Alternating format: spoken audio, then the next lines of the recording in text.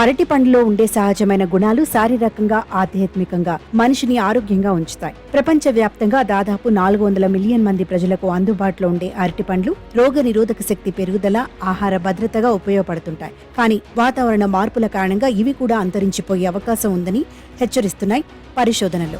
అధిక ఉష్ణోగ్రతలను తట్టుకోలేని బనానా మరికొద్ది సంవత్సరాలలో కనిపించకుండా పోయే ప్రమాదం ఉందని స్పష్టం చేస్తున్నాయి. గత 60 ఏళ్లలో హెక్టార్కు వార్షికంగా 0.024 టన్నుల చొప్పున అరటి దిగుబడిని పెంచడానికి గ్లోబల్ వార్మింగ్ దోహదపడింది. 1960 నుంచి 27 దేశాలలో హెక్టార్కు సగటున 1.37 టన్నులు ఉత్పత్తి పెరిగింది. కానీ ఇప్పుడు క్లైమేట్ చేంజ్ కారణంగా ఉష్ణోగ్రతల నిరంతర పెరుగుదల దిగుబడిని నెమ్మదిస్తోంది. 29% అరటిపండు ఉత్పత్తితో ప్రపంచంలోనే మొదటి స్థానంలో ఉన్న భారత్ సగటున హెక్టార్కు 60 టన్నుల అరటిని దిగుబడి చేస్తోంది.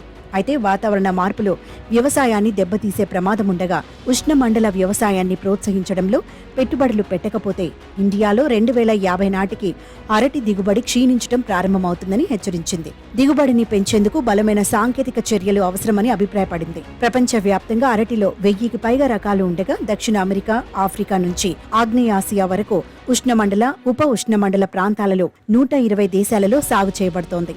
ఈ దేశాలు ప్రతి సంవత్సరం 114 మిలియన్ టన్నుల పండ్లను ఉత్పత్తి చేస్తాయి. యుఎస్, నెదర్లాండ్స్లోని పరిశోధకుల తాజా అధ్యయనం ప్రకారం వాతావరణ మార్పులే కాదు, అనేక ఫంగస్ జాతులు తీవ్రమైన ముప్పును కలిగిస్తున్నాయి. ఒకవేళ శిలీంధ్రాల తనిఖీ చేయకుండా పంటను అలాగే వదిలేస్తే కొన్నేళ్లలో పంట మొత్తం తుడిచిపెట్టుకుపోయే ఛాన్స్ ఉంది.